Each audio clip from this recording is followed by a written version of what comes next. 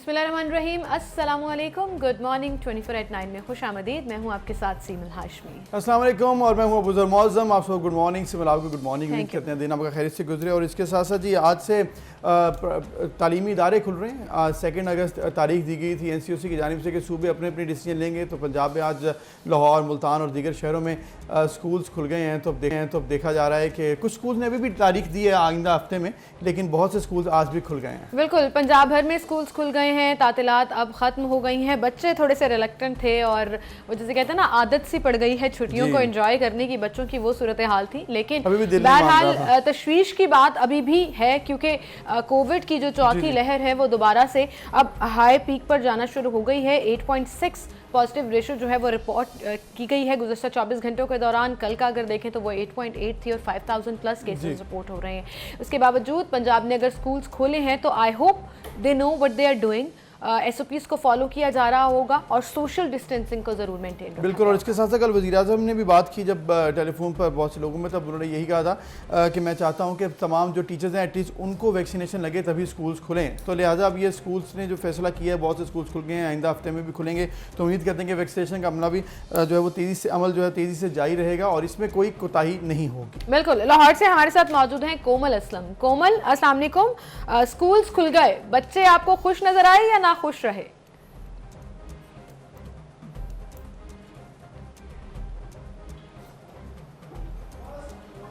जी कोमल, आपको आवाज आ रही है?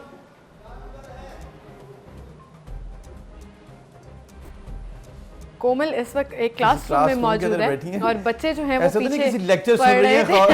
मुझे लग रहा है उनको अपना स्कूल याद आ गया और वो उनको हमारी आवाज नहीं पहुंच पा रही है, लेकिन उसको या तो टीचर ने कह दिया बी साइलेंट और वो खामोश हुई हैं और टीचर क्लास में पढ़ा रहे हैं, कुछ इस तरह। अच्छा, ये जो सारे मनाज़िर हैं, मैं जेन्युइनली उम्मीद करती हूँ कि ये सिर्फ कैमरे के लिए नहीं है कि बच्चों का टेम्परेचर चेक करके अंदर भेजा जा रहा है या मास्क को चेक किया जा रहा है, एक्चुअली फॉलो हो रहा हो। क्योंकि कोविड से बहुत बच्चे, एक बड़ी परसेंटेज और नंबर जो है वो पाकिस्तान में भी रिपोर्ट हुआ है जिनको कोरोना हुआ है, तो उनको भी महफूज रखना है।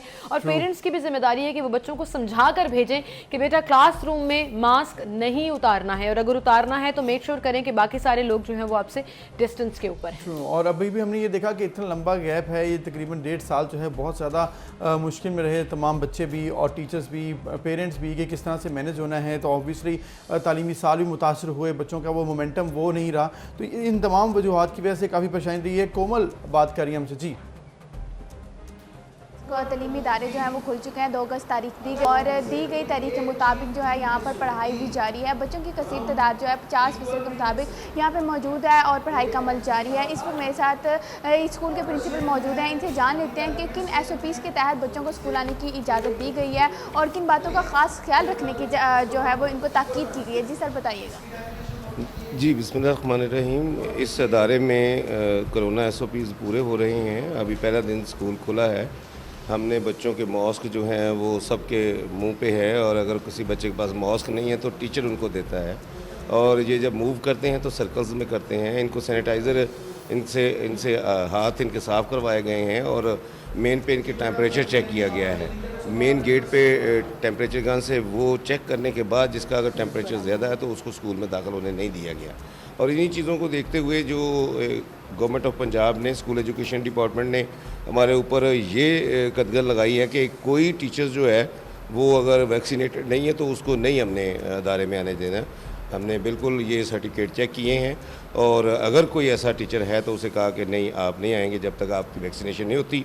हाँ चलें, इतनी कंसेशन है कि एक डोज़ अगर आपको एक डोज़ भी आप करवा के आ जाते हैं, हमें 1166 के ऊपर वो मैसेज दिखाएं और आप जो है क्लास में आ सकते हैं। तो कोरोना SOPs को भी मद्देनज़र रखा हुआ है और वो जो 50% बच्चे आने हैं उसको भी हमने इवन आउट को मद्देनज़र रखा हुआ है। टीचर्स बाकायदा मास्क पहने हुए हैं, बच्चे मास्क पहने हुए हैं और इन SOPs के जितने SOPs हैं कोरोना के उसको ऑब्ज़र्व करते हुए हम अदारा जो है ना आज आपने खोल दिया है और अल्हम्दुलिल्लाह पढ़ाई जारी है। टीचर पढ़ा रहे हैं। जी बिल्कुल, आपने प्रिंसिपल की बात सुनी। इनका ये कहना था कि कोरोना की तमाम SOPs को मद्देनज़र रखते हुए स्कूल में तालीम का अमल जो है वो जारी है। जो उसातिज़ा कराम है वो वैक्सीनेटेड हैं। बच्चों को ख़ास तौर पे इस बात का ख़ास ख्याल रखने की ताकीद की गई है कि विदाउट मास्क कोई भी जो है वो क्लास में नहीं आएगा। डिस्टेंस को जो है उसका ख़ास ख्याल रखा जाएगा और हाथों को जो है वो सैनिटाइज़ किया जाएगा और फासले को यकीनी बनाया जाएगा। बिला फजूल जो है वो जमखट्टा नहीं बनाया जाएगा। अच्छा लगा ये सुन के कोमल, जिस तरह से आपने बताया और टीचर से भी बात हुई कि भरपूर इंतजाम हैं और मेक श्योर किया जा रहा है कि वैक्सीनेशन का जो मैसेज है वो भी चेक हो और इसके साथ साथ जो है तमाम जो SOPs हैं उसको भी फॉलो किया जाए। बिल्कुल, स्कूल अपनी जिम्मेदारी निभा रहा है और वहीं पर अब बच्चों और पेरेंट्स को अपनी जिम्मेदारी निभानी है और मेक श्योर करना है कि मास्क उनके पास लाजमी हो। अपने बच्चों को सैनिटाइजर अगर बड़ी क्लास के हैं तो वो इस्तेमाल करें, नहीं तो सोशल डिस्टेंसिंग का कॉन्सेप्ट जो है वो रट जाना चाहिए बच्चों को। वैसे मैंने देखा है अबूज़र कि बच्चे ज्यादा इस चीज को फॉलो करते हैं, मास्क नीचे नहीं उतारते, पहन कर रखते हैं। सो लाहौर से तो हमने बात की, अब हम चलते हैं जरा मुल्तान, देखते हैं वहां पर क्या सिचुएशन है। अलिशबा हमारे साथ मौजूद है वहां से। जी अलिशबा, छोटे बच्चों की क्लास में आप मौजूद हैं, बच्चे सोशल डिस्टेंस पे बैठे हुए हैं जिसकी वजह से उन्होंने थोड़े से मास्क नीचे किए हुए हैं। टीचर्स क्या कह रहे हैं, आज पहला दिन है स्कूल का?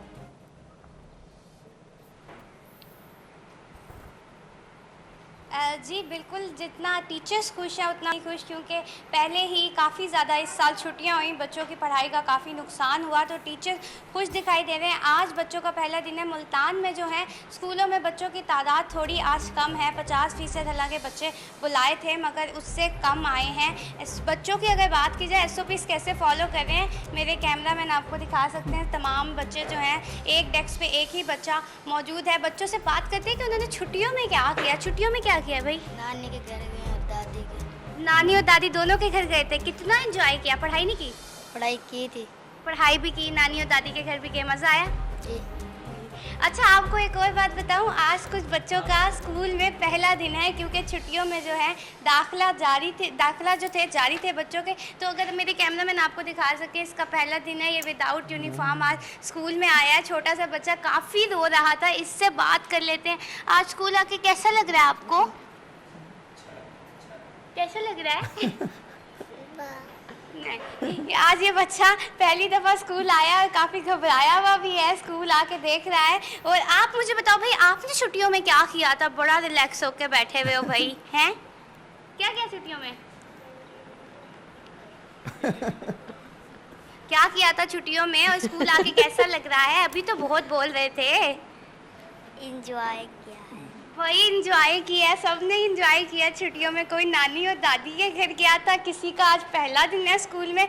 और सारे बच्चे जो हैं, आज मुझे बच्चे कह रहे थे कि आज सुबह उठने में काफ़ी मसला हुआ था क्योंकि 1 महीना पूरा देर तक बच्चे घर में सोते रहे हैं, तो आज एकदम से बच्चे स्कूल के लिए उठे हैं तो उन्हें थोड़ा सा मसला भी हुआ था। और बच्चों से बात करते हैं यहाँ पे, वो क्या कह रहे हैं।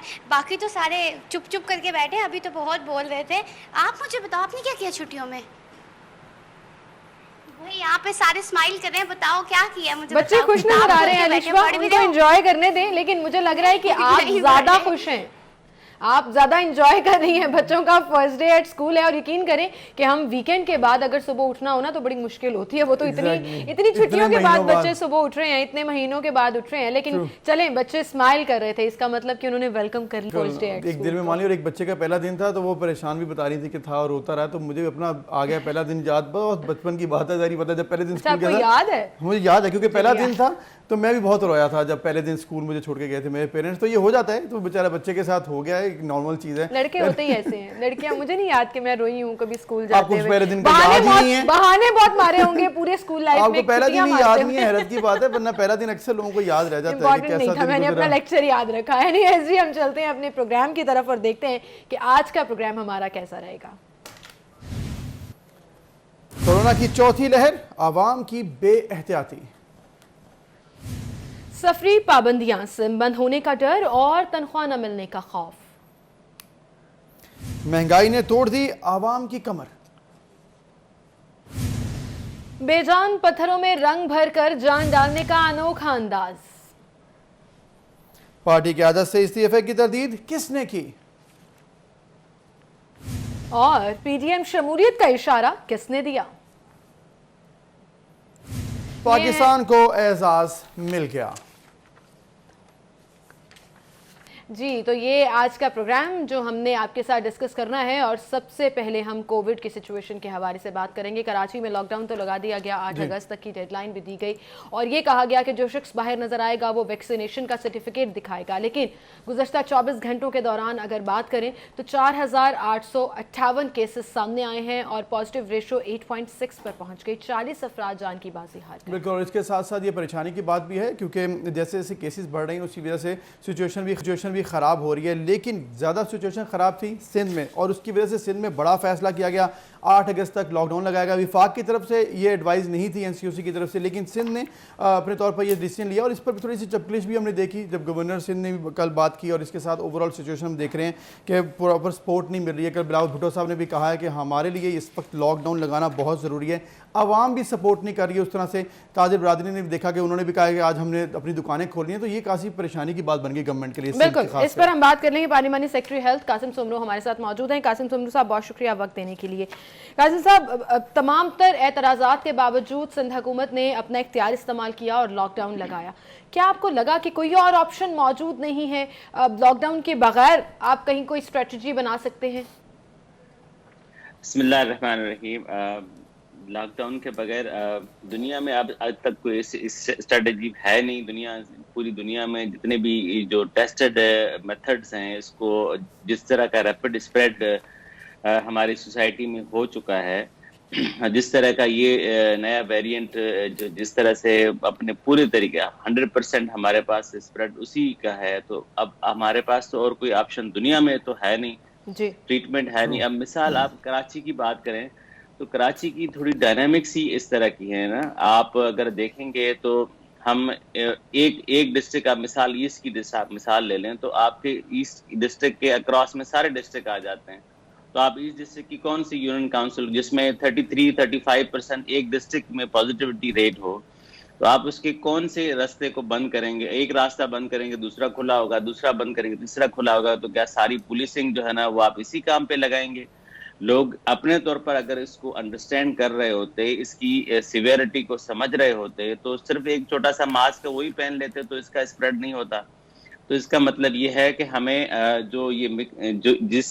जिसने भी मिक्स मैसेजिंग का जो हमारे पास, हम बारहा पिछले 1.5 साल से हमारी पूरी सिंध की हुकूमत, हम सब मिल के एक ही बात कर रहे हैं कि इस पे किसी किस्म का मिक्स मैसेज नहीं जाना चाहिए। इस वक्त हमारे पास ऑप्शन नंबर 1 हम मास्किंग करें, ऑप्शन नंबर 2 हम अपने उसी के साथ साथ डिस्टेंसिंग मेंटेन करें, मोबिलिटी को थोड़ा रिड्यूस करें, और तीसरा है कि हम इस वक्त सबसे इम्पोर्टेंट था, और पिछले तकरीबन 5 से 6 महीने से हम सब एक ही बात पे लगे हुए हैं कि आए प्लीज वैक्सीन लगवाएं, जहां आपको पॉसिबल हो सकती है वैक्सीन लगवाएं। सही आपने कहा कि गवर्नमेंट भी कोशिश कर रही है और इस तरह से ओवरऑल रिस्पांस उतना तेज़ नहीं था, लेकिन हमने ये देखा कि जैसे ही सिंध हुकूमत ने ऐलान किया कि सिम बंद होगी, तनख्वाहें नहीं मिलेंगी, रश हो गया। और बहुत हमने ये भी देखा कि इवन के वैक्सीनेशन सेंटर में इतना रश था कि वहाँ पर तो कुछ बंद इंतजामी भी हुई। तो फिर अब कुछ चीज़ें कंट्रोल हो गई हैं, लोगों को वैक्सीनेशन लग रही है रूटीन में? हाँ बिल्कुल, अल्हम्दुलिल्लाह। कल मेरे पास सुबह जो 6 बजे हमने एक्यूमुलेट किया, कल पूरे सिंध में तकरीबन 2,15,000 के करीब लोगों को कल के दिन में वैक्सीनेशन हुई है पूरे सिंध में। पर्टिकुलरली कराची में हम रफली अराउंड 1 लाख के उससे ऊपर हमने किया है। तो जो हमारा टारगेट जो है ना, वो पहले हम 2 लाख पर डे का था, अब हमने रिवाइज करके उसको 3 लाख किया है। तो इंशाल्लाह हम 1-2 दिनों में हम जो 3 लाख के टारगेट पे पहुंचेंगे। अब जैसे आपने कहा कि रश हो गया, अब ज़ाहिर यकीनन ये थोड़ी सी पैनिकिंग की सूरत हाल हुई कि ज़्यादा लोग वैक्सीन सेंटर पे, और हमने ये रिक्वेस्ट किया आपके थ्रू दोबारा से कराची के शहरियों को इन पर्टिकुलर रिक्वेस्ट करते हैं कि हमने एक नहीं 10-12 सेंटर ऐसे बनाए हैं, 12 सेंटर इनफैक्ट इस वक्त, जो पूरे 24 घंटे जो है वो आपको वैक्सीन करेंगे। 24 आवर्स आपके लिए खुले हैं। आप जिस वक्त प्लान करें अकॉर्डिंगली आप आएँ, थोड़ा सा आप अपने आप को भी वहाँ पर मास्किंग करें, लेकिन कासिम साहब, ये जो मनाजर देखने में आए, ये ऐसा लगा कि पहले ऐलानात बार बार कर रही थी सिंध हुकूमत कि आए वैक्सीन लगवाएं, जब लोग चाहे किसी भी डर से वैक्सीनेशन सेंटर पहुंचे तो लंबी लंबी कतारें लग गई और उस तरह से उनको अकोमोडेट नहीं किया गया। आपसे इस पर जवाब देंगे हम, आप हमारे साथ ही रहिएगा। हमारे रिपोर्टर हैं जी साउद बिन मुर्तजा, जो इस वक्त वैक्सीनेशन सेंटर के बाहर मौजूद हैं, उनसे बात करते हैं। साउद, बताइएगा इस वक्त वहां पर सूरत हाल क्या है? और ओवर द वीकेंड तो हमने देखा कि खासा रश रहा डिफरेंट वैक्सीनेशन सेंटर्स और हॉस्पिटल्स में, जहां सेंटर्स बनाए गए थे वैक्सीनेशन लगाने के लिए। इस वक्त सूरत हाल क्या है? जी बिल्कुल, देखिए आज हफ्ते का पहला दिन है, पीर का रोज़ है। जो गुज़िश्ता 2 दिन से हम रश देख रहे थे एक्सपो सेंटर पे, उस नज़र नहीं आ रहा, लेकिन अभी भी एक लंबी कतार दोनों जो है हॉल्स पर इस वक्त लगी हुई है। एक बड़ी तादाद आवाम की यहाँ पर वैक्सीनेशन के लिए आई हुई है, जो कि काफ़ी घंटों जो इंतज़ार के बाद उनकी बारी आती है और वो वैक्सीनेशन कराने के जाते हैं। ये सूरत हाल इसलिए भी थोड़ी बेहतर नज़र आ रही है क्योंकि एक तो आज कारोबार का पहला दिन है, इसके अलावा वो जब ये सूरत हाल ख़राब हुई थी एक्सपो सेंटर में, तो महकमा सेहत की जानिब से जो सरकारी अस्पताल हैं हर जोन में, वहाँ पर जो है वैक्सीनेशन सेंटर्स को 24 घंटे के लिए फ़ाल करने का नोटिफिकेशन निकाला गया और जिसके बाद तकरीबन 10 से ज़ायद अब मकामात हो गए कराची में, जहाँ पर अब 24 घंटे वैक्सीनेशन जो है आवाम को मिलेगी और वहाँ पर आवाम जाकर वैक्सीनेशन करा सकते हैं। तो अब वो लोग जो यहाँ पर दूर दराज इलाकों से आ रहे थे, अपने इलाकों में जो उनके सरकारी अस्पताल हैं वहाँ से वैक्सीनेशन करा सकते हैं। तो अब जो रश है वो बढ़ गया है क्योंकि यहाँ पर रश बढ़ गया है और रश कम है। और आपकी बात भी ठीक है कि वीकेंड पे लोग फ्री थे, ऑल्दो वैसे ही लॉकडाउन लगा हुआ है, लेकिन मंडे है और दिन का आगाज, हफ्ते का पहला आगाज है, कुछ सेक्टर्स खुले भी हैं, तो आज रश कम है। जी कासिम समलू साहब, आपसे जो सवाल पूछा गया कि ऐसा नहीं लगा आपको कि ज्यादा मौसर अंदाज में इकदाम करने की जरूरत थी कि इतना रश केटर नहीं हो सका? उस तरह से नहीं, ऐसी बात नहीं है। देखें, अब होता यह है कि जब आप जो मैस वैक्सीन सेंटर है ना, बड़े वाले सेंटर, अब होता है कि 1-2 जगहों पर, मिसाल हमारा लियारी जनरल हॉस्पिटल, मिसाल हमारा जो एक्सपो सेंटर है, अब एक ही जगह पर आप, हमने तो हर कॉर्नर पे एक सेंटर बनाया हुआ है, हर अस्पताल में हमारा सेंटर है, हर प्राइवेट इंस्टीट्यूशन है वहाँ पर सेंटर है, आपकी लेबर कॉलोनीज में सेंटर है, आपकी इंडस्ट्रीज में सेंटर है। तो अब वो एक ही जगह पर अगर एक आएंगे तो यकीनन वहां पर एक कैपेसिटी 20,000, 25,000, 30,000 लोगों को एक वक्त में वैक्सीन करने की है, तो वहां पर अगर आप 50,000 से 1 लाख अफराद आ जाएंगे तो यकीनन प्रॉब्लम होगी। तो इसमें हमने कहा कि हमने इसमें पैनिक होने की जरूरत नहीं है। आप आराम के साथ, आपके कराची शहर में 12 सेंटर ऐसे हैं जहाँ पूरी रात पूरा दिन आप जिस वक्त मर्जी चाहे आराम से वैक्सीन करवाएं। लेकिन एक और अपील है आपके थ्रू कि आप वहाँ वैक्सीन सेंटर पे आते हैं तो प्लीज मास्क का इस्तेमाल करें, प्लीज आप डिस्टेंस मेंटेन करें। वहाँ पर क्यू में खड़े होके आप इस तरह जो है ना, आपकी फैमिली में इकट्ठे हैं तो फिर तो ठीक है, अगर आप डिफरेंट लोग हैं तो थोड़ा सा डिस्टेंस मेंटेन करेंगे तो ये हमारे लिए भी आसान होगा और आपके लिए, आपकी सेहत के लिए भी अच्छा है। आपकी बात बिल्कुल ठीक है, एसओपीज फॉलो करते रहने चाहिए, चाहे वैक्सीनेशन करवाने आए या वैक्सीनेशन के बाद। कासिम साहब, अब जो कि आपने कहा कि बहुत सेंटर्स बढ़ गए हैं, ओवरऑल सिंध को भी आप देख रहे हैं, कराची में बहुत ज़्यादा ख़राब थी, अब 24 आवर्स भी बहुत सेंटर्स काम कर रहे हैं, टारगेट आपने बताया 3 लाख रखा गया है। अब जो सिचुएशन देख रहे हैं, आइंदा एक हफ्ते में लॉकडाउन भी है, तो किस तरह से लोगों को मैनेज करना है? 8 तारीख तक आपने कहा कि लोगों को बाहर नहीं आने देना, लॉकडाउन लगेगा तो फिर लोग बाहर ही आएंगे वैक्सीनेशन के लिए, ये कैसे मैनेज करेंगे?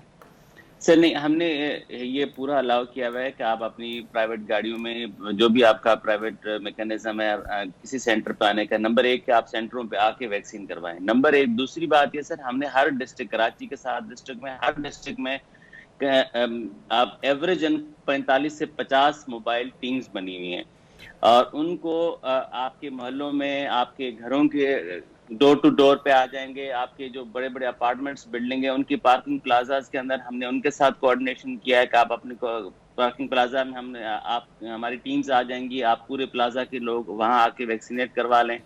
तो हम इस तरह से डिवाइड किया है पूरे शहर के अंदर, हमने हर यूनियन काउंसिल बेस्ड और हमने ये पूरा किया है, तो इंशाअल्लाह वल कोई प्रॉब्लम नहीं होगी। अब दूसरी बात जो आपने की, लोग इससे बाहर निकलेंगे, कारोबार के लिए आएंगे, देखें उस पर हमने सब ने मिल के एक डिसीजन लिया है कि हमें इस इन्फेक्टिविटी के स्प्रेड को कम करना है, रोकना है। बिल्कुल। This is what our concern is. वो ये वैक्सीन एक कंसर्न है, लेकिन दूसरा इंपॉर्टेंट कंसर्न ये है कि दूसरा कंसर्न है कि हमें इस परसेंटेज को कम करना है, हम इसको जो है वो प्लेटो लेके आना है, इसको और नीचे लेके जाना है। बिल्कुल सही, तो बिल्कुल ये सही। हमारा एक लेकिन सवाल पॉलिटिकली भी पूछा जा रहा है। फैसल सब्जवारी ने कल ये कहा कि वजीर आला गारंटी दे रहे हैं कि 8 दिन के बाद जो है वो कोरोना खत्म हो जाएगा। गवर्नर सिंध ने भी इस पर एतराज किया। फिर एनसीओसी का अगर जिक्र करें और खासतौर पर असद उमर साहब ने भी तो मुखालिफत कर दी कि नहीं लगाना चाहिए था लॉकडाउन। कल वजीर आजम ने भी कहा कि अगर लॉकडाउन लगा रहे हैं तो आवाम भूखी मर जाएगी। क्या सिंध ने ये सोचा है? इसको आप कैसे रिप्लाई देखें? नहीं देखें, आप ये जो मर्जी कर लें, अपनी उनकी अपनी एनसीओसी कोई कॉन्स्टिट्यूशनल प्लेटफॉर्म नहीं है कि जिसको हम फॉलो करें, वो एक कोऑर्डिनेटेड प्लेटफॉर्म है जिसको हम फॉलो करते हैं जी। असद उमर साहब को बिल्कुल जो हक है वो मर्जी कहें। प्राइम मिनिस्टर साहब ने भी जो बात कही है, देखिए हम हमारे कराची के डायनेमिक्स ही डिफरेंट हैं। अब आप एक जगह पर स्मार्ट लॉकडाउन नहीं कर सकते। यहाँ पर एक इंटरकनेक्टिविटी इतनी है कि यू कांट डू दिस। अब एक न्यू कराची का जो है वो रहने वाला शख्स जो है वो आके कराची पोर्ट पे आके ड्यूटी करता है, और अब न्यू कराची और कराची पोर्ट में जो है ना वो 25 किलोमीटर का फासला और 25 किलोमीटर में 6 बसें जो है वो चेंज करता है। तो आप कैसे इस स्प्रेड को रोकेंगे? कैसे आप उसको जो है ना स्मार्ट लॉकडाउन में अंदर रखेंगे? फिर मोटर बाइक राइडिंग है कराची की, तो ये इट्स वेरी डिफिकल्ट है। हर एरिया की अपनी डेमोग्राफिक है। हो सकता है कि आप बेहतर मैनेज लाहौर में कर सकते हैं। कल आपने लाहौर में हमने अनाउंस किया, उन्होंने अनाउंस नहीं किया लेकिन कर्फ्यू कर दिया। तो वहां पर कोई सियासत, हाँ वहां पर कोई सियासत नहीं हुई। आज इस्लामाबाद में के 28 जो है ना वो 30 स्ट्रीट्स उन्होंने बंद की हुई है। इस्लामाबाद में मैनेज हो सकता है क्योंकि स्ट्रीट्स में वहां पर आप जो है ना वो बंद कर सकते हैं। कराची में ये नहीं हो सकता। हर एरिया की अपनी डायनामिक्स है, तो उसको थोड़ा सा समझना चाहिए। बिल्कुल, हम इस पे कोई सियासत नहीं किया। कराची 8 दिनों के बाद कोरोना 8 दिन क्या, ये अगर हम यही एटीट्यूड रहे तो हर दूसरा वेरिएंट हमारे पास आ जाएगा। हम बाहर से लेके भी आते हैं और फिर यहाँ आके उसकी हम उस तरह से टेस्टिंग नहीं करते और वो सारा कुछ होता है। तो ये बात नहीं है। सियासत इस पे ना करें, ये पब्लिक हेल्थ का इशू है। पहले इसको ठीक करें, फिर इंशाल्लाह जो आप कहेंगे वो सारा कुछ हो जाएगा इंशाल्लाह। जी बहुत शुक्रिया आपका कासिम सोमरू साहब। और आप ठीक है कि इस मामले पर सियासत नहीं होनी चाहिए, चेन ब्रेक करनी है और जिस तरह से केसेस बढ़ रहे हैं डेल्टा वेरिएंट के, इसको कम करना है, उसके लिए तोड़ना ज़रूरी था इस चेन को। लॉकडाउन ज़रूरी है, कहीं पर स्मार्ट लॉकडाउन भी इफेक्टिव है। कराची के डायनामिक्स डिफरेंट है, इसमें कोई शक नहीं, लेकिन ओवरऑल सिचुएशन इस वक्त ख़राब है तो लोगों को एहतियात ज़रूरी है। बिल्कुल, या लोगों को एहतियात करनी चाहिए, लोगों को कोऑर्डिनेट करना चाहिए। दैट्स द ओनली वे हम इसको शिकस्त दे सकते हैं। छोटी सी ब्रेक लेते हैं, फिर हाजिर होंगे।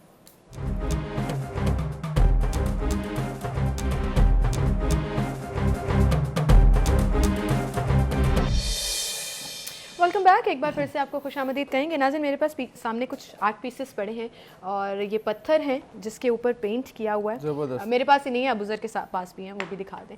और ये एक आर्टिस्ट हैं जी जिनको बचपन से ही बहुत ज़्यादा पैशन था कि उन्होंने पेंट करना है, कुछ डिफरेंट करना है, और फिर फाइनली उन्होंने इसमें डिग्री भी हासिल की, NCA से ग्रेजुएट हैं और अब बड़ा ज़बरदस्त काम कर रहे हैं। लोगों में बड़ी उनको पज़िराई भी मिल रही है कि पत्थरों के ऊपर जो है वो पेंट करके डिफरेंट चीज़ें जो है वो बिल्कुल, और बहुत खूबसूरत पेंटिंग की है जी। तो आपसे हम मुलाकात करवाते हैं वकार जाफरी से।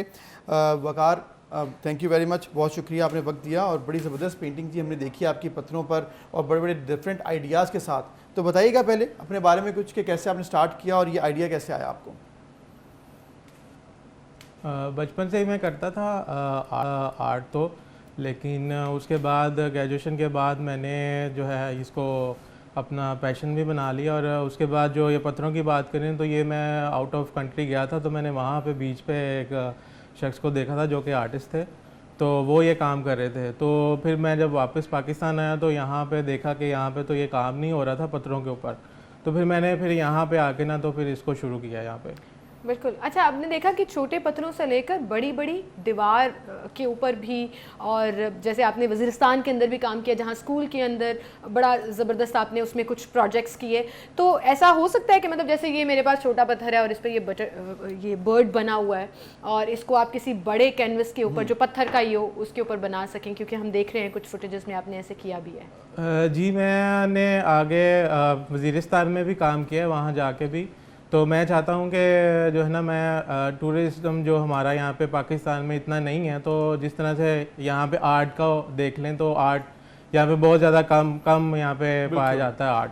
तो मैं चाहता हूँ कि पहाड़ों पे भी मैं इसको जो है ना लेके आऊँ, बड़े स्केल पे काम करूँ, ताकि हमारे पाकिस्तान में जो टूरिज़्म कम है वो उनको यहाँ पे फ़रोग़ ज़्यादा मिले। सही, लेकिन जो वकार पहाड़ों पर आपने कहा कि लेकर जाना है, पहाड़ों पे तो ऑब्वियसली वहाँ पे ग्रीनरी बहुत ज़्यादा होती है, उधर कैसे मैनेज करेंगे, या सिर्फ जो पथरीले पहाड़ होते हैं उसी पे ये पॉसिबल होगा? प्लानिंग बनाइए, किसी से मुलाकात इस हवाले से हुई हो? नहीं, मेरी अभी तक तो किसी से मुलाकात नहीं हुई, लेकिन मैं चाहता हूँ कि गवर्नमेंट सतह पे मुझे प्रमोट किया जाए, ताकि मैं जो है ना अपने आर्ट को प्रमोट करूँ और बड़े बड़े स्केल पे काम करूँ यहाँ पे पाकिस्तान के अंदर। बिल्कुल। अच्छा वकार, बड़ा मुश्किल होता है पहाड़ों पर, ख़ास तौर पर जब आपको प्लेन सरफेस ना मिल रही हो, खुरदरी सतह के ऊपर पेंट करना और उसको बैलेंस करके चलना, सो इसके लिए आपको जो है वो ऑब्वियसली और ज़्यादा शायद स्किल्स की ज़रूरत हो। जी, वो जिस तरह से क्रेन्स के ज़रिए काम होता है बाहर, और इधर भी हम लोग क्रेन के ज़रिए कर सकते हैं काम ना, तो साथ में मेरी टीम होगी तो हम लोग सारे मिलकर काम करेंगे। बिल्कुल सही है। तो ऑब्वियसली प्लान आपने बना लिया है, सिर्फ अब मौके की तलाश है आपको, वो इंशाल्लाह आपको ज़रूर मिल जाएगा। तो वकार ओवरऑल बताइएगा, आपने जिस तरह से ये जब सीखा, ट्रेनिंग की, फिर पत्थर पे आपने काम किया, ओवरऑल भी आप काम करते हैं, तो क्या क्या आपने देखी कमी पाकिस्तान में आर्ट्स के हवाले से, और आप क्या समझते हैं यहाँ पर क्या होना चाहिए मज़ीद काम? यहाँ पे आर्ट को इतना प्रमोट नहीं किया जाता पाकिस्तान के अंदर, तो मैं चाहता हूँ कि यहाँ पे कुछ ऐसे अदारे बनाए जाएं गवर्नमेंट की तरफ से जो कि प्रमोट करे हमारे जो यंग टैलेंट काफ़ी ज़्यादा है यहाँ पे, लेकिन उन्हें इतना प्रमोट नहीं किया जाता। तो जब यहाँ पे कुछ अदारे बनेंगे आर्ट के, तो फिर ज़्यादा हमें आर्ट को ना प्रमोट किया जाएगा। बिल्कुल सही, और आई थिंक प्रमोट करना भी चाहिए, ऐसे प्लेटफॉर्म्स होने चाहिए। अच्छा वकार, अब ये बताएं कि लोग आपके इस तरह के अनोखे आर्ट को कैसा रिस्पांस दे रहे हैं? मतलब it's a decoration piece as well, और लार्जर स्केल पर आपने कराना है तो डेफिनेटली वो कमर्शियल साइड भी ऐड हो जाती है। जो है अपना, जिस तरह से आप कह लें कि इसको प्रमोट तो बहुत ज़्यादा किया जा रहा है, और मैं ख़ुद भी इसको अपने चैनल जो मैंने बनाया हुआ है इंस्टाग्राम पे, उस पर भी मैं इसको कर रहा हूँ, यानी कि सेल होते मेरे पत्थर ये जो हैं। तो अब मैं चाहता हूँ कि मज़ीद इन पे जो है ना और ज़्यादा काम किया जाए। ज़रूर काम होना भी चाहिए, एग्जीबिशंस भी कीजिए और लोगों तक अपना काम पहुँचाइए, ताकि लोगों को मालूम हो कि आप कितने ज़बरदस्त टैलेंट के साथ इस पर काम कर रहे हैं। आपका बहुत शुक्रिया और आपको गुड लक कि आइंदा आने वाले दिनों में, आइंदा आने वाले सालों में आप मज़ीद काम करें, और जो आपका ख्वाब है कि पहाड़ों तक आपने जाके पेंटिंग करनी है तो वो भी पूरा हो जाए। That would actually look nice. अच्छा लगेगा वैसे। बिल्कुल। एक ब्रेक लेते हैं नाज़रीन, फिर हाजिर होंगे।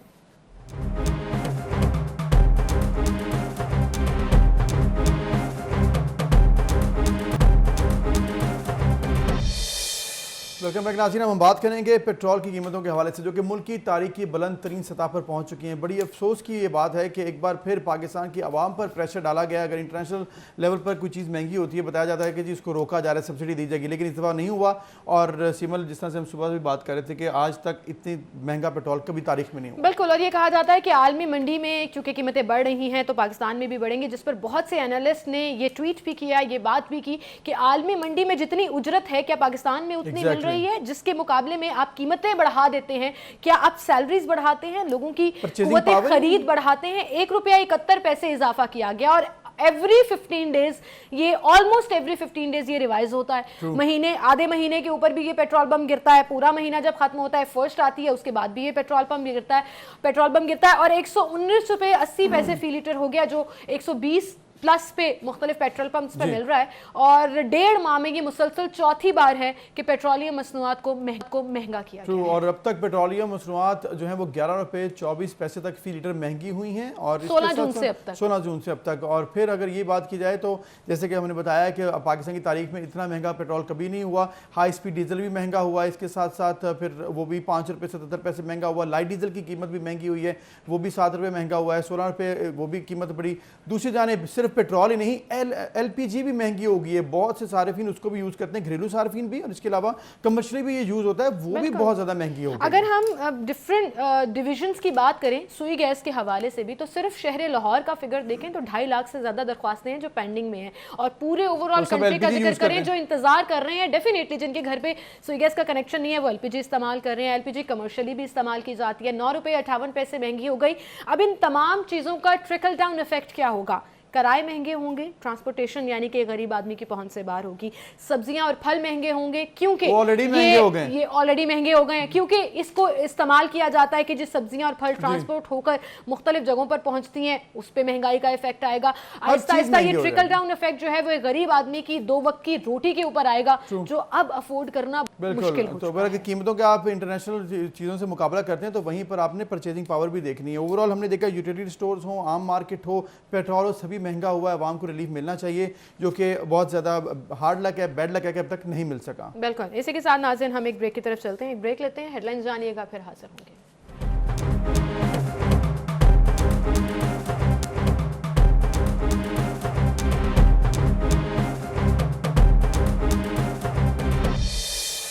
वेलकम नाज़रीन, हम बात करेंगे कुछ पॉलिटिकल एवेन्यूज़ में इस वक्त क्या हो रहा है। और कल बहुत ज़्यादा एक इंपॉर्टेंट इंटरव्यू दिया नून लीग के सदर कौमी असम्बली में कायदे हिज़्ब इख्तिलाफ शहबाज शरीफ साहब ने। उन्होंने कहा कि तमाम ये जो पार्टी ओहदा में छोड़ने की खबरें हैं उसकी मैं तरदीद करता हूँ, ऐसी कोई बात नहीं है। लेकिन साथ साथ उन्होंने ये भी कहा कि मैं मंजर से गायब तो नहीं हुआ, लेकिन मेरी जो राय है वो हमेशा मैंने पार्टी में दी है, चाहे वो किसी से डिफरेंट भी हो। बिल्कुल, और उनकी स्टेटमेंट्स को बड़ा डिस्कस भी किया जा रहा है जिसमें उन्होंने अपनी पार्टी के ऊपर भी इनडायरेक्टली आप कह लीजिए शायद तनकीद की। और उन्होंने कहा कि 2018 में अगर हमने मुशावरत की होती इंतखाबात से पहले या देखा होता कि कैसे चीज़ों को मैनेज करना है तो शायद नताइज जो हैं वो मुख्तलिफ होते। इस पर हम बात करेंगे, सीनियर एनालिस्ट अंजुम रशीद साहब हमारे साथ मौजूद हैं। अस्सलाम वालेकुम अंजुम साहब, बहुत शुक्रिया वक्त देने के लिए। ये जो कल इंटरव्यू जियो पर चलाया गया सदर मुस्लिम लीग नून और अपोजिशन लीडर शहबाज शरीफ का, कैसा देखते हैं आप इसे?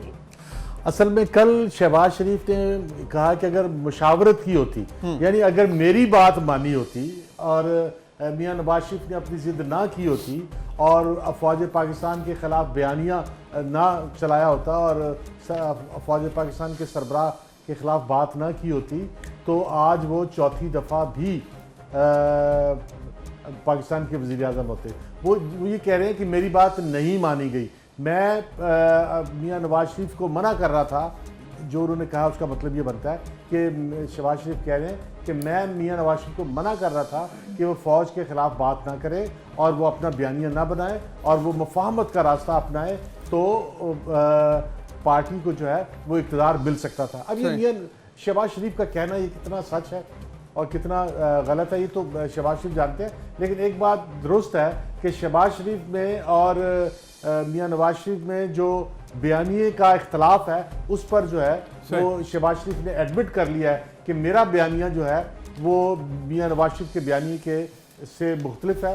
मियां नवाज शरीफ ये तो हमेशा से वो कहते रहे हैं और ये कोई आज की बात नहीं है, हमेशा से सभी 99 में कारगिल वॉर से लेकर अभी तक आप 2021 में आ जाएं, हमेशा ये रहा है कि मियां नवाज शरीफ और मियां शहबाज शरीफ के बयानिया डिफरेंट है। लेकिन शहबाज शरीफ साहब हमेशा जो है फॉलो करते हैं जो डिसाइड कर लें नवाज शरीफ साहब। तो आपको लग रहा है कि यहाँ पर ओवरऑल डिसीजन तो नवाज शरीफ का होता है, लेकिन यहाँ पर थोड़ा सा मुफाहमत के जिसे कहते हैं ना मुफाहमत पसंद कहा जाता है। बिल्कुल, यहाँ पर उन्होंने थोड़ा सा डायरेक्टली इस दफ़ा कह दिया है कि कुछ तीसरे दोस्त ऐसे थे और हम 18 में आ जाते, मतलब वो उन्होंने थोड़ा नाराज़गी का इजहार किया। आपको लग रहा है?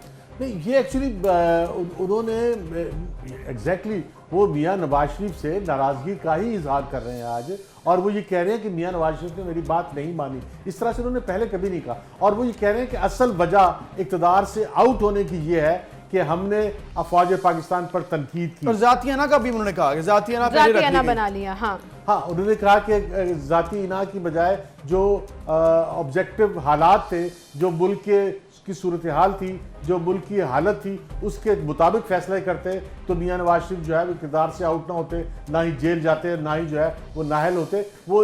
और लेकिन मियां नवाज शरीफ ने जो है वो तसादुम का बयानिया अपनाया, उन्होंने खिलाई मखलूक की बात की, उन्होंने जो है वो वोट को इज्जत दो की बात करके जो है एक तसादुम का रास्ता अपनाया। और अगर ये तसादुम का रास्ता ना अपनाते तो वो आज यहाँ पर ना होते। ये बात यानी कि नून लीग की जो रंजिश है, जो एक दरार है, वो अब खुलकर सामने आ गई है। लेकिन ऑब्वियसली उस पर उस तरह से रिएक्शन नून लीग की तरफ से नहीं आएगा क्योंकि अल्टीमेट डिसीजन तो नवाज शरीफ करते हैं।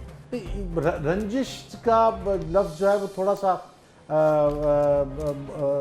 ज्यादा हो जाएगा क्योंकि शहबाज शरीफ जो है वो मियां नवाज शरीफ के बगैर कुछ भी नहीं है। शहबाज शरीफ को एक बात का पता है कि वोट बैंक जो है वो उनका नहीं है, वोट बैंक जो है वो मियां नवाज शरीफ का ही है। और शहबाज शरीफ जो है वो मियां नवाज शरीफ से बगावत नहीं कर रहे, जी जी, मियां नवाज शरीफ से तसादुम नहीं कर रहे, मियां नवाज शरीफ से लड़ नहीं रहे, वो सिर्फ बता रहे हैं, वो गिला कर रहे हैं कि मेरी बात मान लेते तो ये ना होता, और मेरी बात मान लेते तो आप इक़्तिदार में होते, मैं भी जेल में ना होता, मियां नवाज शरीफ भी जो है नाहल ना होते और मुल्क से बाहर ना होते और जेल में ना होते और मुकदमे ना चल रहे होते। तो ये बात कह रहे हैं। अब इस बात में मतलब हकीकत कितनी है? बिल्कुल, देखिए हकीकत तो नज़र आ रही है ना जी अंजुम रशीद साहब, क्योंकि शहबाज शरीफ साहब की जो बयानियाँ हैं उन्होंने ये भी कहा कि मुझे पहले भी वज़ारत उज़्मा की ऑफर हुई, मुशर्रफ से लेकर अब तक हो रही है, लेकिन मैंने चूँकि मियाँ साहब को फॉलो करना है तो मैंने कभी वो एक्सेप्ट नहीं की। फिर उन्होंने ये भी कहा है कि अभी भी हमारे कुछ ऐसे दोस्त हैं जो कि मियाँ साहब को जो है वो इस तरह से मशवरे देते हैं। मियाँ साहब तो उन्होंने कहा कि उनका कुछ ऐसे दोस्त हैं जो आ जाते हैं। तो आपको लग रहा है कि मियाँ नवाज शरीफ शहबाज शरीफ की बजाय किसी ऐसे ग्रुप के ज़्यादा इन्फ्लुएंस हैं जो कि उनको उस तरफ नहीं आने दे रहे? मतलब ये कहना कि मियां नवाज शरीफ जो है वो किसी ग्रुप की वजह से अपना पॉइंट ऑफ व्यू तब्दील कर लेते हैं, ये मैं नहीं कह सकता, इसलिए कि मियां नवाज शरीफ जो है वो 1.5-2 करोड़ वोट लेते हैं, वो पाकिस्तान के लीडर हैं, वो एक दानिशमंद और एक अक्लमंद सियासतदान है। वो किसकी बात कहाँ पे एक्सेप्ट करते हैं, ये उनका अपना दानिशमंदी है। ये कहना कि वो किसी के इन्फ्लुएंस में आते हैं ये शायद थोड़ा सा ज़्यादा हो जाएगा, लेकिन ये बात दुरुस्त है कि मियां नवाज शरीफ का जो बयानिया है फौज से तसादुम का, उसमें जो है वो शहबाज शरीफ उनसे एग्री नहीं कर रहे थे। अच्छा, शहबाज शरीफ में जो अभी आपने बात की ना कि उनको ऑफर हुई थी प्राइम मिनिस्टर की, तो उससे सहाफ़ी ने उनसे पूछा कि भाई आपको अभी ऑफर हुई है और या क्या अभी जो ऑफर हो रही है इसकी बाद में बात करेंगे, तो शहबाज शरीफ गोल कर गए। यानी जिसका मतलब ये बनता है कि शहबाज शरीफ ये कह रहे हैं कि अभी भी स्टेट के लिए एक ऑल्टरनेटिव जो प्राइम मिनिस्टर थे मुस्लिम लीग नून के अंदर वो शहबाज शरीफ थे, लेकिन शहबाज शरीफ क्योंकि मियां नवाज शरीफ ना मानते हैं, माइनस नवाज शरीफ मानते नहीं है ना मियां शहबाज शरीफ। अगर वो माइनस नवाज शरीफ हो जाए तो तब कब से वो तो कह रहे हैं कि मैं वज़ीर आज़म बन सकता हूं। और ये विद इन पार्टी भी दो बयानी है, कोई कहता है वज़ीर आज़म शहबाज शरीफ तो फिर इंशाल्लाह वज़ीर आज़म मरियम नवाज भी लिखा जाता है, तो ये दो धड़े तो वैसे ही नजर आ जाते हैं। और बहुत से MPAs हैं, MNAs हैं जो लिखते हैं इंशाल्लाह वज़ीर आज़म मरियम नवाज। बहरहाल जी वज़ीर आज़म तो अभी हैं इमरान खान साहब, और वो अपना टेन्योर ऐसा लग रहा है कि पूरा करेंगे ही करेंगे। इस बारे में भी उन्होंने कमेंट किया, शहबाज शरीफ साहब ने कहा कि इतनी सपोर्ट मिली है इस हुकूमत को कि पिछली हुकूमतों को अगर मिली होती, नून लीग के अलावा भी हुकूमतों को मिली होती तो मुल्क के हालात और ज़्यादा बेहतर होते, लेकिन इस हुकूमत ने मुल्क के हालात मज़ीद ख़राब कर दिए हैं। क्या आप अग्री करते हैं इस बात से, ख़ासतौर पर जब हम महंगाई का जिक्र करते हैं, रोज़गार का जिक्र करते हैं, ये तमाम चीज़ें क्या वाकई में तहरीक इंसाफ के नेगेटिव साइड को सामने लेकर आती हैं? अब ये तहरीक इंसाफ की नेगेटिव साइड है या पाकिस्तान की ओवरऑल हालात की नेगेटिव साइड है, लेकिन ये एक नेगेटिव साइड तो है कि पाकिस्तान की मईशत जो है वो संभल नहीं रही।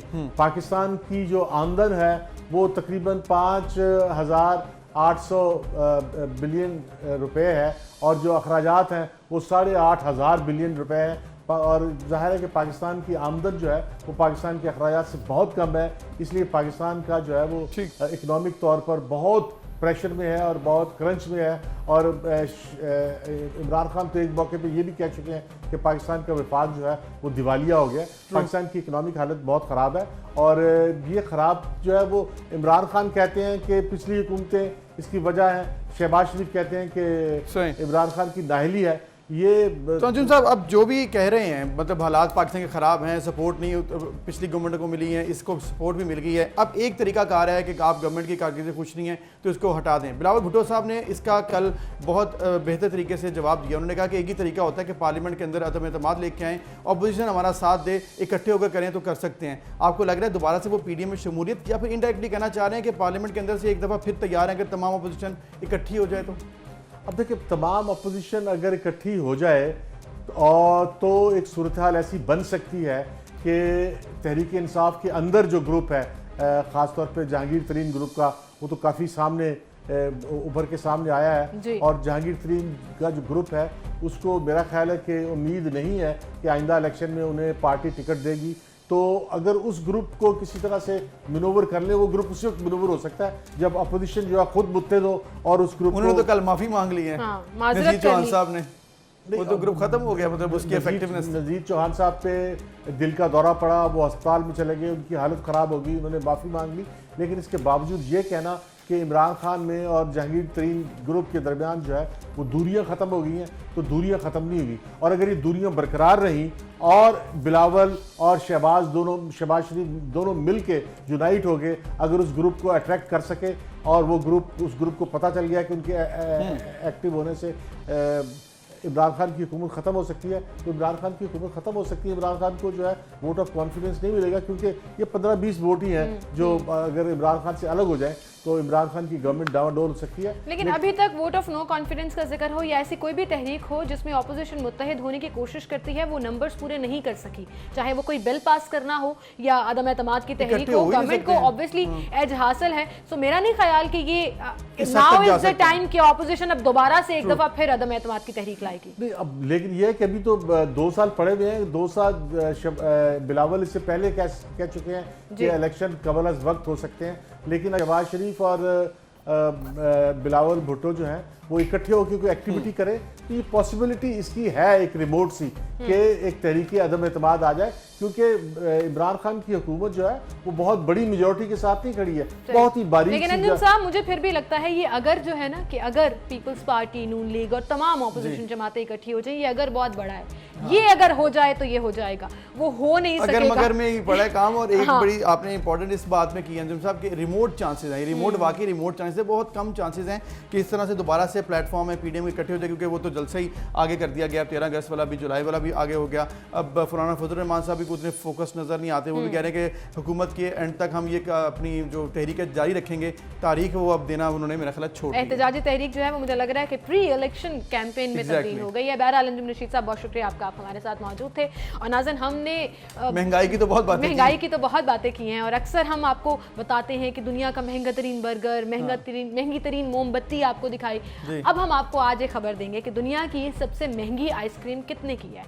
दुनिया की सबसे महंगी आइसक्रीम 23 कैरेट खुर्दनी सोने समेत ज़ाफ़रान और ट्रफल से तैयार करदा ब्लैक डायमंड इंतहाई महंगी आइसक्रीम है। तो बट साहब ज़रा बताएं कि वो कितने की है। उसकी कीमत है जी 3000 दिरहम, यानी कि पाकिस्तानी तकरीबन 1,32,790 रुपये बनती है, अगर एग्जैक्टली आज के आप दिरहम रेट से मल्टीप्लाई कर लें, लेकिन करीबन 3000 दिरहम एक्चुअली गोल्ड है और ये महंगी तरीन आइसक्रीम। मुझे लग रहा है कि अच्छा, जब ये लगने वाली बात ही नहीं है, जैसे ही आया ना जानो कि महंगी तरीन कहाँ पे है, तो मुझे लगा कि ये कोई अरबी ममालिक में इसी काम हो सकता है, जो अक्सर सोने की बनी चीज़ें ना उन्हीं को शौक है खाने गोल्ड खाने का। मतलब ऑब्वियसली गोल्ड और ऐसे क्लासी चीज़ खाने का भी आपको याद होगा महंगी तरीन बिरयानी। ज़ाफ़रान भी बहुत महंगा होता है। और आपको पता है कि महंगी तरीन बिरयानी का वो जो थाल था जो हमने डिस्कस किया था, एक प्लेट जो 1000 दिरहम में मिल रही थी, वो भी दुबई में थी और अरब कंट्रीज में थी। तो आपने 1 लाख रुपए से ज़्यादा की आइसक्रीम खानी है तो भी आप दुबई जा सकते हैं और वहाँ पर जाके महंगी तरीन असल में वो खा सकते हैं, इसलिए महंगा है ना, वो ले सकते हैं, खरीद सकते हैं। वही बात आ जाती है कि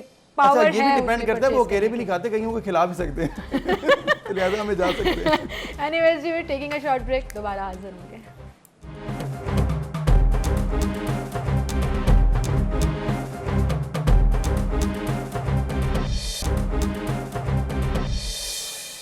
वेलकम बैक नाज़रीन। आज के दिन की मुनासिबत से एक अहम दिन हमारी टीम के लिए बहुत अहम है। उसकी वजह यह है कि आज हमारी टीम के प्रोड्यूसर नुमान सलीम की बर्थडे है। Very happy birthday to Numan. और उनके साथ जब से प्रोग्राम शुरू हुआ काम कर रहे हैं हम, बहुत सी मेमोरीज भी बनाई हैं, बहुत सी लड़ाइयाँ भी हुई हैं, बहुत सी चीज़ें हैं जिस पर डिस्कशन इतनी लंबी गई कि रात तक जो है वो बात होती रही।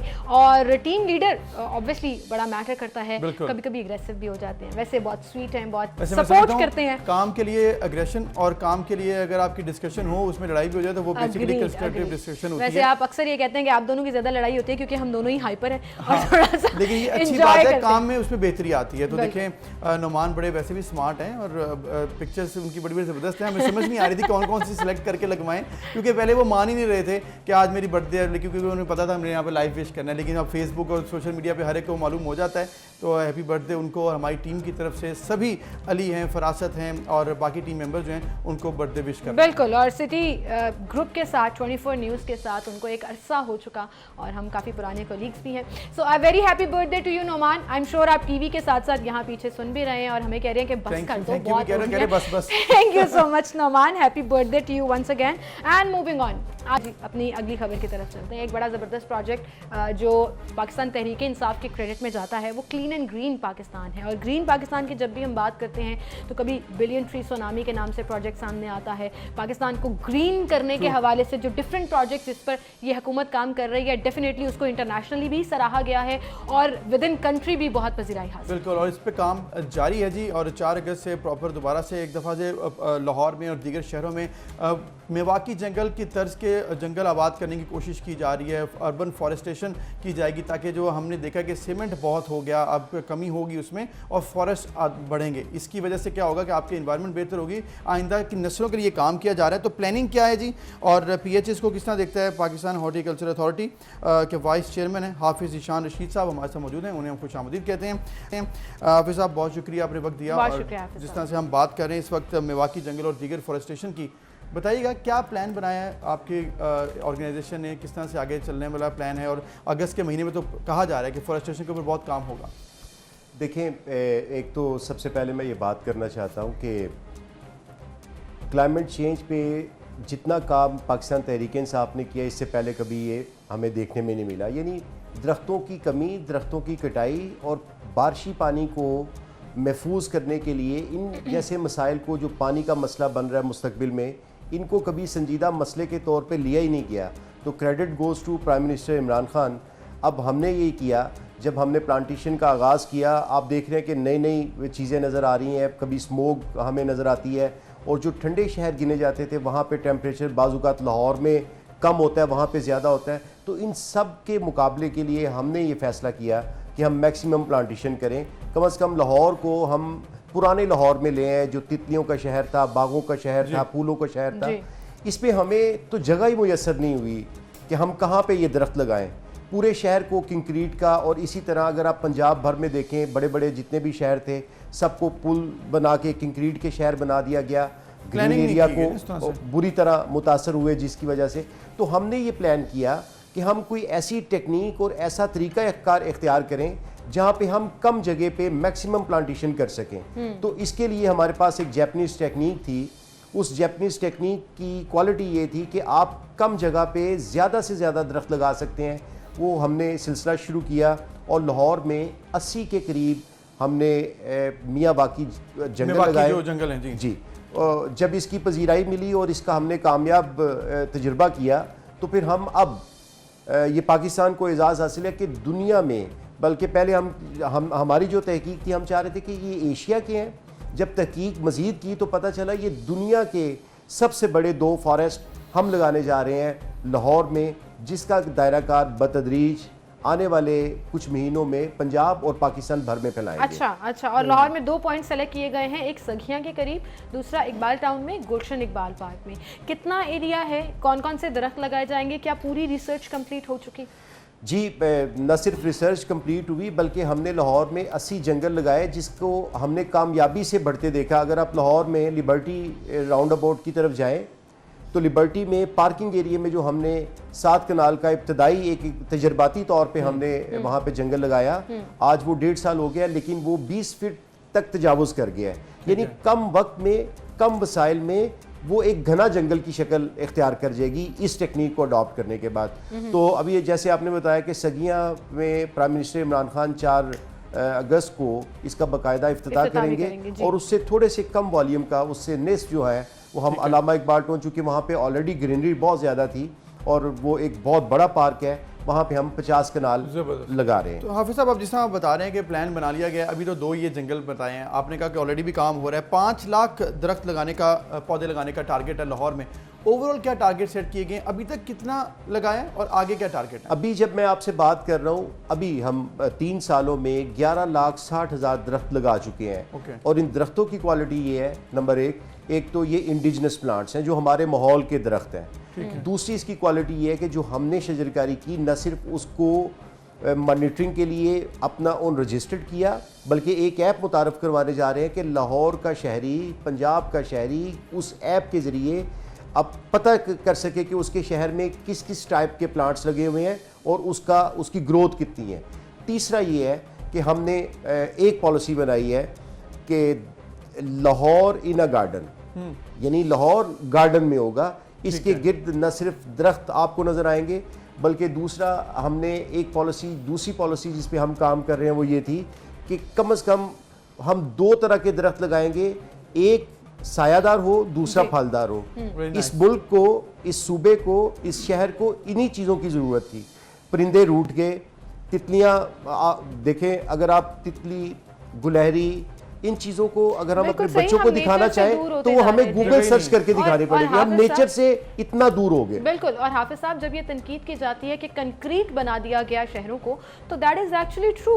हमने तो ग्रीन बेल्ट्स को इतना सुकेड़ दिया कि वो सिर्फ बराए नाम वहाँ रह गई और वहाँ पर ग्रीनरी या दरख्त नाम की कोई चीज़ नहीं। तो ये बात बड़ी अच्छी है, लेकिन ये मंसूबे बहुत सी हुकूमतें बनाती चली आई हैं। फलदार दरख्तों का आपने जिक्र किया, तो बहुत दफ़ा जिक्र हुआ था पिछले दौरे हुकूमत में भी कि लाहौर और पंजाब में हम फलदार दरख्त लगाएंगे। वो हो सका, नहीं हो सका, वो बहस नहीं है। लेकिन अब इसको प्रैक्टिकली कैसे मेक श्योर किया जाएगा कि ये हो, और जो लोगों को इन्वॉल्व किया जा रहा है, 14 अगस्त तक खुद मैसिव कैंपेन चलाई कि आकर दरख्त लगाएं, उसका रिस्पांस कैसा है? देखिए, ये कोई ज़ुबानी जमा खर्च और जो अदाद शुमार मैंने आपको दिए हैं, ये बिल्कुल हकीकत पर मबनी है। जब आप पिछला खुद रेफरेंस आपने दिया, तो मैं इसको बढ़ाना चाहूँगा। अगर हम पिछले 5 साल पिछले दौरे हुकूमत का अगर मैं मुआवजा करूँ तो 5 साल के अरसे में 2,64,000 दरख्त लगाए गए। ठीक।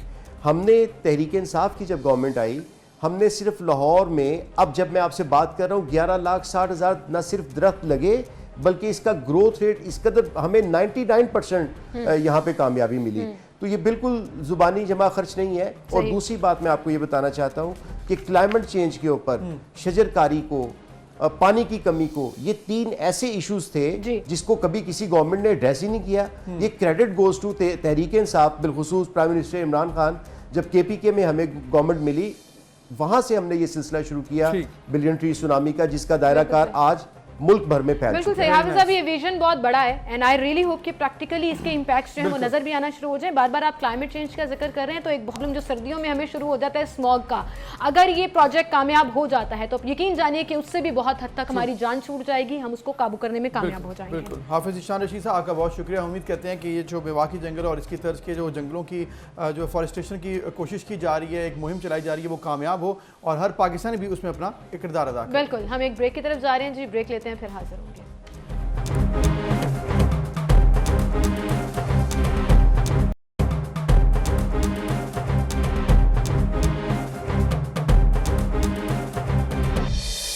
Welcome back. एक बार फिर से आपको खुशामदीद कहेंगे। नाज़रीन, बहुत से ऐसे पाकिस्तानी हैं जो दुनिया में कहीं पर भी मुकीम हो, अपने काम की वजह से, अपनी शोहरत की वजह से, अपने पैशन की वजह से ना सिर्फ अपना नाम रोशन करते हैं बल्कि पाकिस्तान का नाम भी रोशन करते हैं। और आज एक ऐसे ही गेस्ट हमारे साथ स्टूडियो में मौजूद हैं। बिल्कुल। आज हम जिनसे आपकी मुलाकात करवाने जा रहे हैं वो हैं शेफ़ और बहुत ज़्यादा फूड एक्सपर्ट हैं और टीचर भी हैं, टेलीविज़न और रेडियो शोज़ भी करते हैं, यूके में बेस्ड हैं और उनकी फैमिली तकरीबन 70 सालों से यूके में ही, 60 सालों से यूके में ही मौजूद है। और आज़म अहमद साहब जो हैं वो आज हमारे साथ पाकिस्तान में, चूँकि वो आए हुए थे, दौरा उन्होंने किया कोविड में, काफ़ी अरसे बाद वो आए, तो फिर उनसे हमने मुलाकात के लिए वक्त मांगा और उनके लिए हम शुक्रगुजार हैं कि उन्होंने हमें वक्त दिया। थैंक यू वेरी मच आज़म अहमद साहब, आपका शुक्रिया एंड वेलकम टू पाकिस्तान। शुक्रिया। कैसा जा रहा है आपका दौरा है पाकिस्तान? क्योंकि कोविड की वजह से थोड़ा टाइम हो गया था आपको आए हुए, अब आप 2 साल 2.5 साल बाद तकरीबन आए हैं। Alhamdulillah, it's going well. Very nice tour. Pakistan always gives you a warm reception, welcome. और गुट के जो बंदा Pakistan, the Lahore especially, the Amba the season चाहे, so अंबा दा बहुत शौक, so it's lovely. तो सही कहते हैं कि यूके वालों को आम बड़े पसंद आते हैं और जब पाकिस्तान से जाते हैं तो स्पेशली बुकिंग्स हो रही होती हैं वहाँ पे। सिर्फ यूके नहीं, दुनिया ਦੇ ਵਿੱਚ आम हैगा रॉयल्टी ऑफ फ्रूट। पाकिस्तान ਦਾ ਜਿਹੜਾ ਅੰਬ ਦੁਨੀਆ ਦੇ ਵਿੱਚ ਮੰਨਿਆ ਗਿਆ, ਇੱਥੋਂ ਭੇਜਿਆ ਜਾਂਦੀ ਹੈ India, so throughout the world अपना अंब इतना रिस्पेक्टेड है। डेफिनेटली। तो आज़म साहब, चूँकि आप एक टीचर भी हैं, आप you do shows as well, और मतलब आप जिस इंडस्ट्री से वाबस्ता हैं वो बड़ी वसी है, it is very vast industry, food industry जो है पूरी दुनिया में। तो आपने किस में स्पेशलिटी रखी और किस पर आप काम कर रहे हैं और आप जो सिखाते हैं वो किस में ज़्यादा आप रखते हैं फोकस अपना? So मेरी training at the age of 16 हुई सीगी in English and French cuisine, 3 years qualification, और तो बाद मेरी degree हुई। The faith, मेरी passion always रहा in spices, the सब कुछ, because of our cultural heritage। दोनों नु mix करके fusion cuisine, but fusion में तो जमन तो पहला भी हुई है, में तो जान तो बाद भी रहेंगे fusion। It's just a trendy word at the minute, but spices no combine करना with natural flavors, and it's a trend that's developing very rapidly around the world, and I can see in certain pockets of Pakistan also fusion becoming big. बिल्कुल सही आजम साहब, लेकिन ये fusion word जितना trendy और काफ़ी सालों से चला आ रहा है, ये करना बड़ा मुश्किल है. It's an art, it's creativity जो आपके हाथ में होती है. और while looking at your pictures और डिफरेंट क्लिप्स जो आपने हमारे साथ शेयर किए, people love your food. What do you think is the reason? आप कहीं पर भी जाते हैं, कोई भी लाइव शो हो रहा हो, लाइव ऑडियंस शो हो या कहीं पर भी हो, टेस्ट को बड़ा पसंद किया जाता है. So what's the secret behind it? I think the secret is to enjoy food, use ingredients that are fresh, lively, and developing a taste that सारे ਨੂੰ ਪਸੰਦ ਆਵੇ, ਮਜ਼ਾ ਆਵੇ. ਜੇ ਆਪਾਂ ਸੋਚਿਆ ਜਾਵੇ ਆਪਾਂ ਜਦੋਂ ਨੌਕਰੀ ਕਰੀਦੀ, ਕੋਈ ਕੰਮ ਕਰੀਦਾ, ਆਪਾਂ ਕਿਹੜੀ ਚੀਜ਼ ਲਈ ਕੰਮ ਤੇ ਜਾ ਰਿਹਾ, ਬਿਫੋਰ ਐਨੀਥਿੰਗ ਖਾਣ ਪੀਣ ਵਾਸਤੇ, ਤੇ ਫਿਰ ਜੇ ਆਪਾਂ ਖਾਣ ਪੀਣ ਦੇ ਵਿੱਚ ਤਵੱਜੋ ਨਾ ਦੇਈਏ, ਅਫਸੋਸ ਦੀ ਗੱਲ. ਸੋ ਭਾਵੇਂ ਤੁਸੀਂ ਡਾਕਟਰ ਆ, ਪ੍ਰੋਫੈਸ਼ਨਲ ਆ, ਤੁਸੀਂ ਰੋਜ਼ੀ ਕਮਾ ਰਹੇ, ਕੱਪੜੇ ਲੈਣ ਤੋਂ ਪਹਿਲਾਂ, ਗੱਡੀ ਲੈਣ ਤੋਂ ਪਹਿਲਾਂ ਆਪਾਂ ਪਹਿਲਾਂ ਰੋਜ਼ੀ ਕਮਾਈ ਆ ਖਾਣ ਲਈ. ਸੋ ਜੇ ਆਪਾਂ ਵਕਤ ਨਾ ਦਈਏ ਰੋਟੀ ਲਈ, ਉਹਨੂੰ ਜਲਦੀ ਦੇ ਨਾਲ ਖਾਈਏ, उन्होंने इंजॉय भी ना करिए, अफसोस की गल. बिल्कुल सही. और जिस चीज़ पे फोकस किया जाए, दिल से बनाई जाए, तो वो उसका टेस्ट वाकई डेफिनेटली बड़ा अच्छा बनता है. तो आजम साहब, अगर हम जनरल ट्रेंड्स की बात करें, आपने दुनिया देखी है, you have travelled all over the world, और आपने हर तरह की कुजीन को टेस्ट भी किया और बनाई भी. आपने जनरली ट्रेंड क्या देखा कि ज़्यादा हेल्दी डाइट कहाँ की है, फूड कहाँ का ज़्यादा अच्छा है, और जनरली लोग किस डाइट फूड को पसंद करते हैं? मेरा ख्याल हेल्थी डाइट मुड़ के आंदा वा एजुकेशन ते. जे आप समझ लइए that how important a healthy diet is for our body, we'd have a better lifestyle. Asian people throughout the world, diabetes very high, and to tackle diabetes is important, and I think and feel that diabetes should be educated to children at a very young age, that tonu ho sakda the apas khaliya de bachchiyan nu that obesity भी इस वेले दुनिया दे विच बहुत वड्डा problem है. बिल्कुल बिल्कुल. So healthy food is important. Healthy food, being taught at a young age to have a good breakfast. अद्धे बच्चे, अद्धे adults दुनिया दे विच इस वेले नाश्ता करदे ही नहीं. जी, they don't have breakfast. No, they don't have breakfast. Breakfast is the most important meal of the day. You should eat a breakfast like a king. Very true. Have lunch like a princess, and eat your evening meal like a pauper. So Badshah princess the fakir wangru roti khao 3 wele. And that makes you healthy. कम खाएं, दोपहर में normal, और सुबह का जो नाश्ता है वो अच्छा बादशाहों की तरह करें. तो ये बड़ी जबरदस्त टिप दी है शेफ. आप ये सारी चीज़ें अगर नरेट कर रहे हैं या इसको टीच कर रहे हैं, तो ये भी एक बड़ी बात है that you have a vision behind your food as well. So what do you think about Pakistani food? We've been receiving these compliments all over the world that this is the best food. Pakistani food is amazing. What do you think, and what kind of response do you get when you're in UK doing different shows? Pakistan food is very nice. It's been umbrellaed under the word Indian food, and at the end of the day, India and Pakistan were together at one stage.